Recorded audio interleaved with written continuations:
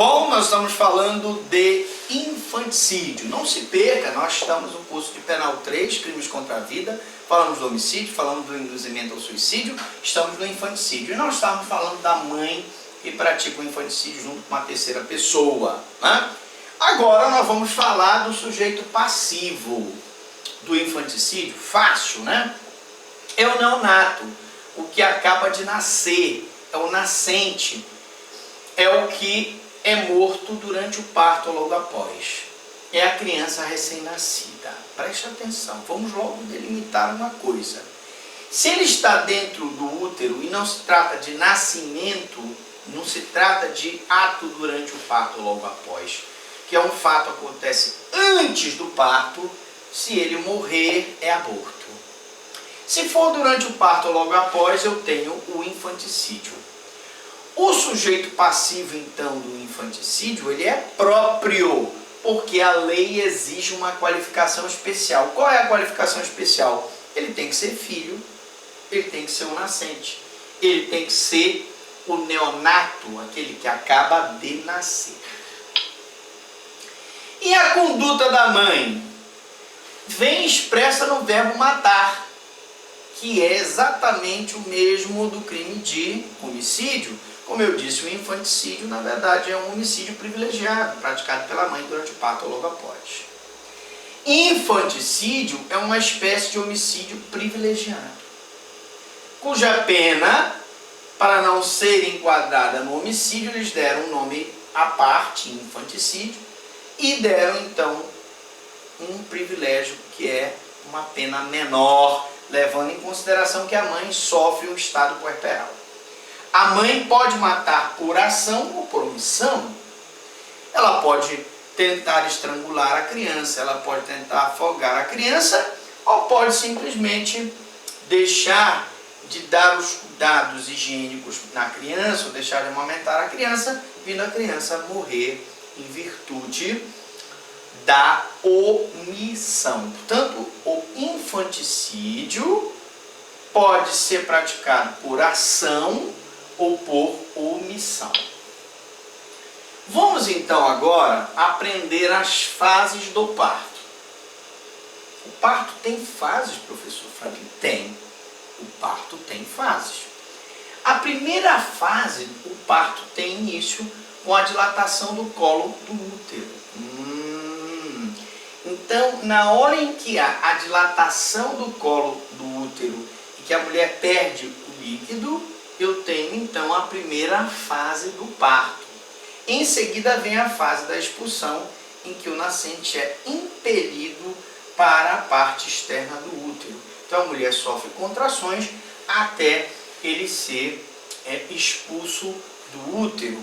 Então o infanticídio ele passa a ser caracterizado a partir do momento que o parto tem início com a dilatação do colo do útero. Quer dizer, professor, então, que se não houver dilatação do colo do útero, eu não poderei considerar o infanticídio? Não. Se não houver dilatação do colo do útero e o fato acontecer antes desse parto ou logo após o parto, se for antes, eu vou ter o aborto. Aborto, porque não houve nem a primeira fase do parto, que é a dilatação do colo do útero, nem a fase de expulsão, que é a segunda fase do parto. Então, o infanticídio ou tem que acontecer na primeira fase ou na segunda fase. E a terceira fase, professor? A expulsão da placenta encerra o parto. Quando a placenta, que é aquela membrana que envolve o feto, ela é expulsa, nós temos então o encerramento do parto. Então, em qualquer dessas fases, na primeira, na segunda e na terceira fase, se a pessoa mata o próprio filho durante o parto logo após, eu vou ter um infanticídio. Enquanto permanecer a mãe sob a influência do estado puerperal, terá lugar a expressão logo após o parto. Por que eu digo isso? Porque os tribunais superiores se posicionam desta forma. O que é logo após o parto? Já caiu várias vezes em várias provas. Logo após o parto, significa que a mãe ainda está sob a influência do estado puerperal. Ainda está sob aquele processo químico que afeta o seu psique, que afeta a sua capacidade física. Daí porque nós consideramos então um infanticídio um privilégio que se dá à mãe que mata o próprio filho durante o parto ou logo após.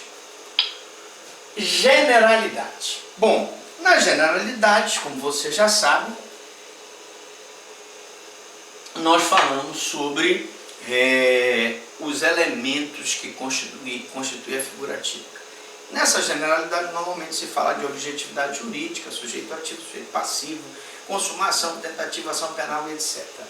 Nós vamos começar falando de elemento subjetivo, que é o dolo. Ora, esse crime só pode ser praticado pelo dolo, quando a pessoa tem consciência do fato, vontade de produzir o resultado morte do filho durante o parto ou logo após. É o dolo caracterizado pela vontade livre e consciente de matar, sob a influência do estado puerperal, o próprio filho durante o parto ou logo após. Quer dizer, professor, que se a mãe matar o próprio filho durante o parto ou logo após, por negligência, imprudência e imperícia, ela não responde por infanticídio, não. A parteira não tirou devidamente a placenta, a criança engoliu o líquido amniótico, veio a falecer. Não se comprova que a mãe tinha consciência e vontade de produzir o resultado. Portanto, então, nós temos aí não podemos caracterizar o infanticídio e a conduta é impunível. Claro que sempre pode haver o homicídio culposo, mas o infanticídio culposo não existe. O infanticídio exige que a mãe tenha vontade livre e consciente de matar. Se ela não tiver essa vontade, se eu não conseguir provar essa vontade, eu não posso dizer que ela estava em estado puerperal e que ela praticou o infanticídio. Portanto, infanticídio culposo, como eu disse, não existe. Se a mãe matar o próprio filho culposamente, responderá por homicídio culposo, ainda que esteja sob influência do estado puerperal. Eu posso sempre tipificar, como eu já tinha dito, um homicídio culposo, dizer que ela matou o próprio filho por negligência, imprudência e imperícia. Mas nunca eu posso dizer que ela matou o filho por infanticídio culposo, porque o infanticídio culposo não existe. O infanticídio exige que ela pratique a conduta por dolo. Erro sobre a pessoa. Uma questão de prova me chamou a atenção e eu resolvi colocar aqui para você. Se a mãe matar o filho de outrem,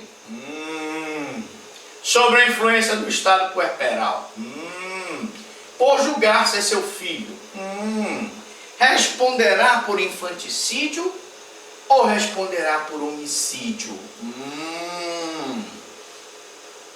Essa aqui é a questão. Imagine a seguinte situação. A mãe, abandonada pelo marido, abandonada pelo namorado, resolve matar o próprio filho sob o estado puerperal. Ela tem um filho numa maternidade. E lá na maternidade, então, ela vê a criança do lado dela, pensa que é o filho dela, e então resolve matá-lo. Todavia, se confirma que o filho não era dela, o filho era da outra mulher.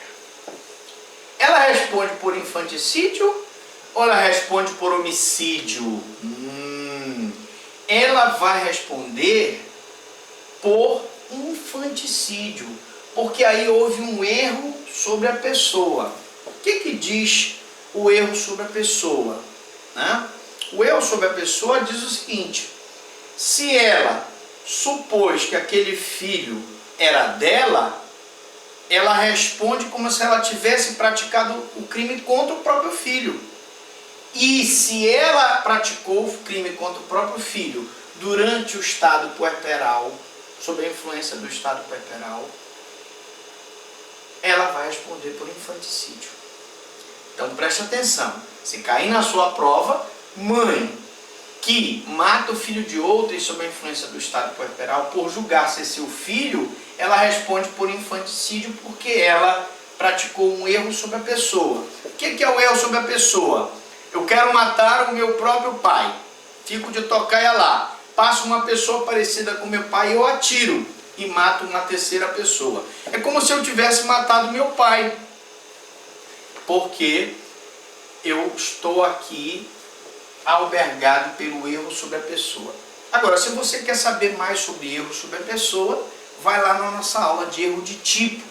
O erro de tipo vai te explicar o que é erro sobre a pessoa e o que é erro sobre o aberratio ictus, o aberratio delicti, o erro de proibição, uma aula espetacular. Você encontra no playlist de Penal 1. Vai lá e vamos explicar melhor sobre o erro contra o erro sobre a pessoa. Na próxima aula a gente volta falando mais de infanticídio. Nós vamos falar um pouco mais de consumação, vamos voltar ao erro sobre a pessoa e vamos falar de outros elementos do infanticídio. Eu volto daqui a pouco, depois dos comerciais.